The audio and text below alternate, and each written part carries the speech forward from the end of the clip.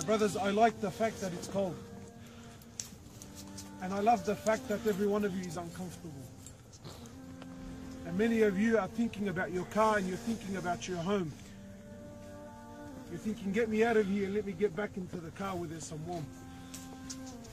But when you look into this hole, you need to look into the real home.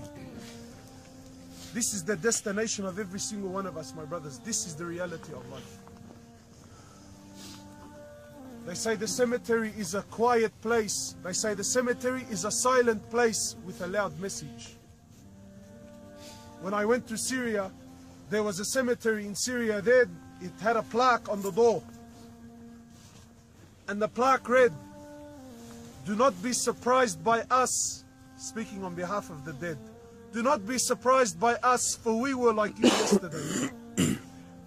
And as for tomorrow, tomorrow you will be like us." When Uthman radiallahu ta'ala anhu, when he would come to the grave, he would cry excessively.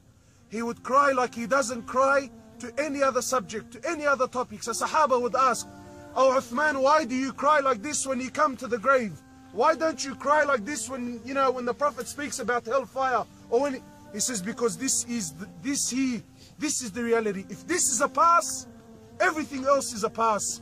But if you fail here, my brothers, then I'm sorry to say everything after this is a failure. You're cold now, aren't you? You're uncomfortable now, aren't you? Imagine what it's like to be down there. Imagine what it's like to be down there, my brothers. In a few minutes, we will all go back to our cars, nice and warm. And I'm confident that the conversation will be, let's go get something to eat. This brother now will be left alone. As you walk away, the angels will come to question him. The angels will come to question him, my brothers. Angels, two angels, Munkar and Nakir.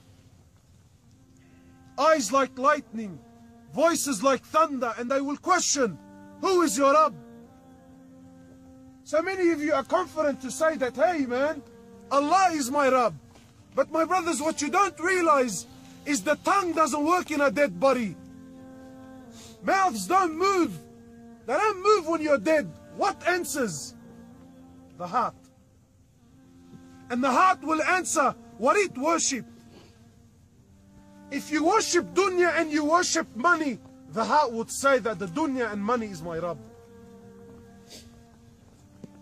And the heart knows. The heart knows.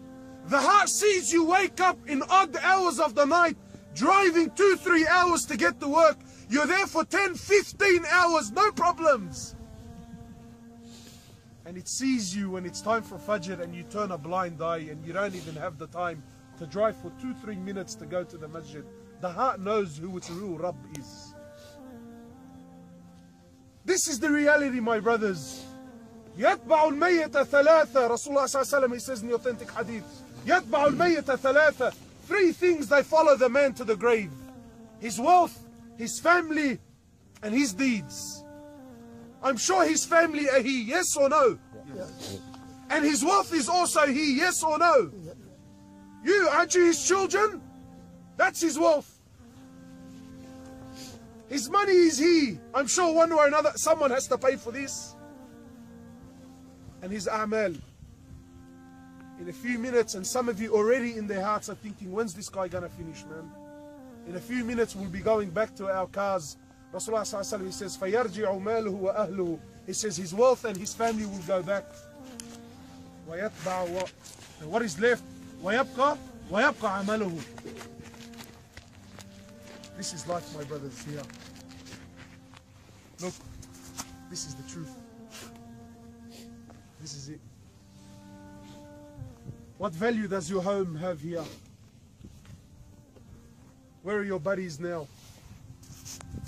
Where are your girlfriends now? Where's your weed now? Where's your car, bro? Where is it now?